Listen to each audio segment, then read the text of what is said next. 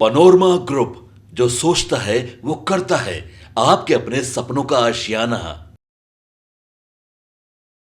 7 round के लोकसभा चुनाव में 3 राउंड समाप्त हो गए और यहाँ लोकसभा के चुनाव में 3 राउंड समाप्त होने के साथ साथ जहाँ देश भर में चर्चाएं शुरू हुई हैं, वहीं बिहार में अगर बात करें तो बिहार में अब कई सीटों पे चर्चा होने लगी है कि 3 राउंड के बाद जो वोटर ने अपना मिजाज दिखाया है उसमें आने वाले समय में क्या क्या परिस्थितियां हो सकती हैं। आपको बता दें कि ऐसा ही एक सीट है बक्सर, जिसको लेकर के खूब चर्चाएं हो रही हैं और बक्सर में कई चेहरे आमने सामने हैं। यहाँ पहला ऐसा लोकसभा चुनाव देखने को मिल रहा है जहाँ कई उम्मीदवार ताल ठोक रहे हैं और सभी रिनॉल्ड पार्टी के हैं। हालांकि बक्सर का उत्तर प्रदेश से सटे होना भी एक बड़ा फैक्टर बनता है, क्योंकि बक्सर उत्तर प्रदेश से सटा हुआ है और उत्तर प्रदेश भी काफ़ी इन्फ्लुएंस करता है बक्सर को। बक्सर और वाराणसी को एक जैसा माना जाता है, छोटा काशी भी कहा जाता है। आपको बता दें कि इसके पीछे कई पौराणिक कहानियाँ हैं, पौराणिक कथाएँ हैं। लेकिन जिस बार आपने देखा होगा कि इस तरह की स्थितियाँ बनी हैं, वहाँ चुनाव काफ़ी दिलचस्प हुआ है। इस बार भी चुनाव के दिलचस्प होने की बात कही जा रही है। यहाँ कांग्रेस 5 बार जीती है और भाजपा 6 बार जीती है। ब्राह्मण, यादव, राजपूत बहुल्य बक्सर लोकसभा क्षेत्र में सामाजिक समीकरण साधने के लिए कई तरह की युक्तियाँ लगाई जाती है। यहाँ पर भूमिहारों की संख्या काफ़ी है। यहाँ से भारतीय जनता पार्टी को सबसे अधिक 6 बार जीत मिल चुकी है। 1984 के बाद कांग्रेस को यहाँ से जीत नहीं मिली है। आपको बता दें कि इसको लेकर के कई तरह की बातें कही जाती है। बक्सर के संसदीय इतिहास के बारे में अगर कहें तो यहाँ शाहाबाद क्षेत्र का एक बड़ा कहा जाता है कि ये शहर माना जाता है, ये लोकसभा क्षेत्र माना जाता है। यहाँ डुमराव महाराज कमल सिंह निर्दलीय चुनाव जीत चुके हैं। तो इसके साथ साथ बक्सर ने कई कहानियाँ रची हैं। आपको बता दें कि पिछले लोकसभा चुनाव में जब 2009 की बात करते हैं, 2014 की बात करते हैं, 2019 की बात करते हैं, तो 2009 में जगतानंद सिंह यहाँ से चुनाव जीते थे राष्ट्रीय जनता दल के सिंबल पे। तो वहीं 2014 और 2019 में अश्विनी चौबे भारतीय जनता पार्टी के तरफ से चुनाव जीते थे। इस पूरी कहानी में अगर देखा जाए तो इस सीट ने ब्राह्मणों को अधिक मौका दिया है। हालांकि दावा ये किया जाता है कि यहाँ यादव और राजपूत की संख्या अधिक है, लेकिन इसके बावजूद भी ब्राह्मण लगातार जीतते रहे हैं। बक्सर लोकसभा क्षेत्र में कुल 6 विधानसभा सीटें हैं, जिसमें बक्सर के ब्रह्मपुर, डुमरांव, बक्सर राजपुर सुरक्षित सीट है। तो वहीं कैमूर में 2 सीटें पड़ती है विधानसभा की, रामगढ़ और रोहतास।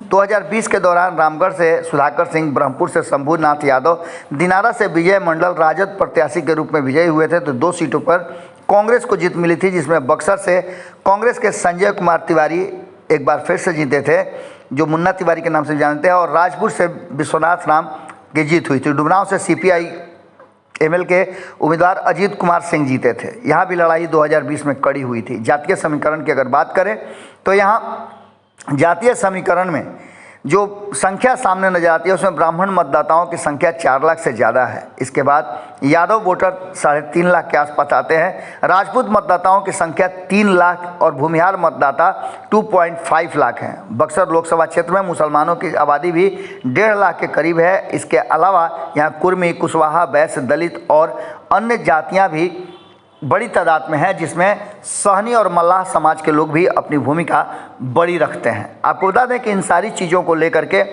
अब जो बक्सर में नया समीकरण गढ़ा गया है, उसमें कई ऐसे उम्मीदवार हैं जो कहीं ना कहीं इस पूरी कहानी में अपनी उपस्थिति दर्ज करते हैं।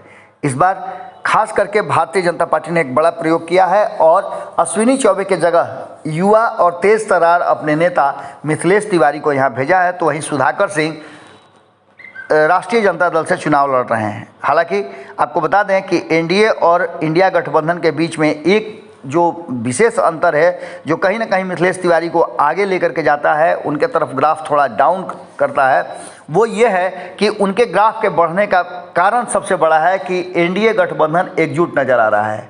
चाहे आप बात करें लोक जनशक्ति पार्टी की, जनता दल यूनाइटेड की, या फिर हिंदुस्तानी अवाम पार्टी और RLM की, ये सभी एकजुट नज़र आ रहे हैं और इसका परिणाम आपको देखने को मिला होगा। परिणाम ये निकलता नज़र आ रहा है कि इस पूरी कहानी में आपको एक बात साफ साफ नज़र आई होगी कि बक्सर में जिस तरह का माहौल बनता है, पिछले 2019 के चुनाव में भी अश्विनी चौबे के साथ खुल करके सामने आए थे सभी, मतलब अगर देखा जाए तो सवर्ण उम्मीदवार। यहाँ तक कि जो लड़ाई यहाँ होती है राजपूत और यादव के बीच में, इस लड़ाई का फ़ायदा ब्राह्मणों को या फिर कहा जाए सवर्ण उम्मीदवारों को मिलता रहा है।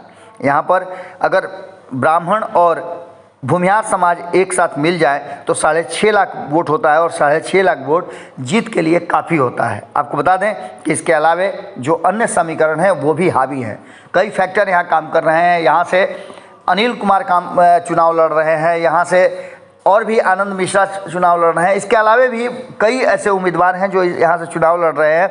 लेकिन आपको बता दें कि यहाँ मेन लड़ाई जो है वो 2 ही लोगों के बीच में है, सुधाकर सिंह वर्सेस मिथिलेश तिवारी। अब मिथिलेश तिवारी लोगों के यहाँ डोर टू डोर जा रहे हैं और सुधाकर सिंह के पास एक MOI समीकरण का वोट है जिसमें कुशवाहा और सहनी फैक्टर भी जुड़ता हुआ दिखाई दे रहा है। लेकिन यहाँ कुशवाहा फैक्टर में अनिल कुमार के खड़ा होने से वोट उनके तरफ शिफ्ट करेगा और दलित वोटर भी उधर शिफ्ट हो सकते हैं क्योंकि वो BSP से चुनाव लड़ रहे हैं। तो ऐसी स्थिति में यहाँ का लड़ाई बड़ा दिलचस्प हो गया है और मिथिलेश तिवारी के लिए कहीं ना कहीं रास्ता सुगम होता होता धीरे धीरे दिखाई दे रहा है।